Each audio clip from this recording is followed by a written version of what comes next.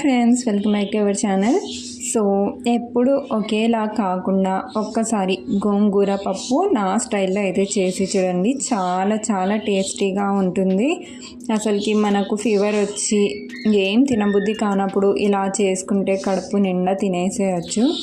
So రెసిపీకి వచ్చేస్తాం. ఇంకా ఇక్కడ వచ్చేసి నేను ముందుగా కందిపప్పు శుభ్రంగా వాష్ చేసి 2 times కుక్కర్లోనే వాష్ చేసి కుక్కర్లోనే పెట్టేశాను. అందులో 1 గ్లాస్ వాటర్ అయితే వేశాను.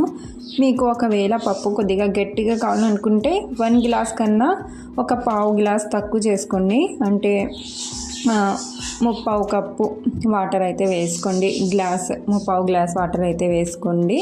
ఓకేనా. సో ఇంకా ఇక్కడ వచ్చేసి గోంగూర అండి, శుభ్రంగా వాష్ చేసుకోవాలి. 2 to 3 times శుభ్రంగా వాష్ అయితే చేసుకోవాలి. ఎందుకంటే చాలా మట్టిగా చాలా మురికిగా అయితే ఉందన్నమాట. ఇప్పుడు వర్షాకాలం కాబట్టి అందులో చిన్న చిన్న పురుగులు అవి కూడా ఉంటాయి. అందుకనే శుభ్రంగా ముందు 2 to 3 times అయితే వాష్ చేసి పెట్టుకోండి. ఇది అందరికీ తెలుసు, బట్ తెలియని వాళ్ళ కోసం అయితే చెప్తున్నాను. ఓకేనా. సో ఇక్కడ వాటర్ చూసారా ఎంత డర్ట్గా ఉన్నాయో, అందుకనే బాగా వాష్ చేసి పెట్టేసుకోవాలి.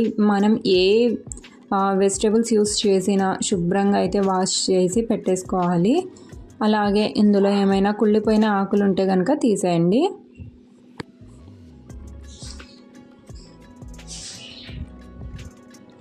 ఓకే అండి. సో ఇది వాష్ చేసేసాం కదా, ఇప్పుడు దీన్ని కుక్కర్లో యాడ్ చేసేద్దాం.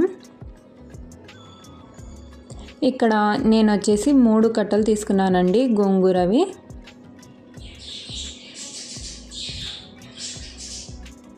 సో ఇందులో ఉన్న వాటర్ పిండి అయితే వేసుకోవాలి. మళ్ళీ మనం ఆల్రెడీ వాటర్ వేసాం కదా, వాటర్ పిండకుండా అలాగే వేసేస్తే ఎక్కువ అయిపోతాయి అన్నమాట పప్పులో వాటర్. సో ఆకులన్నీ ఆ గోంగూర ఉంది కదా, దాన్ని బాగా పిండేసి అయితే వేసుకోండి. అలాగే కొద్దిగా కొత్తిమీర కూడా, ఒక పిడికెడు కొత్తిమీర కూడా శుభ్రంగా వాష్ చేసి అయితే వేసుకోండి.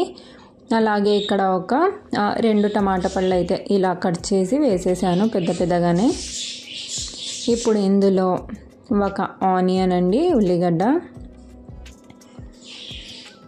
అలాగే వెల్లుల్లి రెబ్బలు ఒక 15-20 వెల్లుల్లి రెబ్బలు తీసుకోండి. అలాగే పచ్చిమిర్చి వచ్చేసి మీరు ఎంత కారంగా తింటారో దాని అకార్డింగ్ యాడ్ చేసుకోండి. ఇక్కడ నేను ఒక 12 నుంచి 15 వరకు అయితే తీసుకున్నాను. సో ఇలా హాఫ్గా కట్ చేసి అయితే వేసాను. అలాగే ఒక 1/2 teaspoon పసుపు, ఇంకా 1 tablespoon ఆయిల్ వేసుకోవాలి. సో ఆయిల్ వేసుకొని ఇంకా లిడ్ పెట్టేయడమే. ఇక్కడ నేనైతే 4 విజిల్స్ అయితే పెట్టాను. అండ్ కుక్కర్ని బట్టి కూడా ఉంటుందండి. కొన్ని కుక్కర్స్లో అయితే చాలా తొందరగా కుక్ అయిపోతాయి, కానీ కొన్ని దాంట్లో చాలా స్లోగా అయితే కుకింగ్ ప్రాసెస్ జరుగుతుందన్నమాట. ఇక్కడ నేను 4 to 5 విజిల్స్కి అయితే పెట్టాను.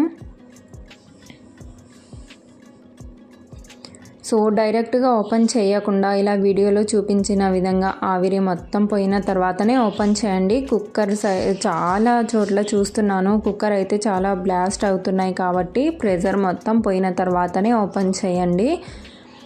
చాలా డేంజర్ అన్నమాట కుక్కర్. సో బ్లాస్ట్ అయ్యే ఛాన్సెస్ ఉంటాయి అలాగే ప్రెషర్ ఉండినప్పుడు మనం ఓపెన్ చేస్తే. సో ఇక్కడ చూస్తున్నారు కదా, ఇంకా ఉప్పు వేసుకొని టేస్ట్కి సరిపడినంత ఉప్పు వేసుకొని ఇంకా పప్పు గుత్తితో మొత్తం మ్యాష్ అయితే చేసేస్తున్నాను. సో ఇక్కడ చూసారా, ఒకవేళ మీకు నేను చెప్పాను కదా వాటర్ ఎక్కువగా అనిపిస్తే కొద్దిగా తక్కువ చేసుకోండి అని. మీకు గట్టి పప్పు కావాలనుకుంటే వాటర్ కొద్దిగా తక్కువ చేసి వేసుకోండి. ఇంకా ఇక్కడ మనం తాలింపు వేసుకోవాలి. సో దానికోసం ముందుగా ఆయిల్ వేసుకోవాలి.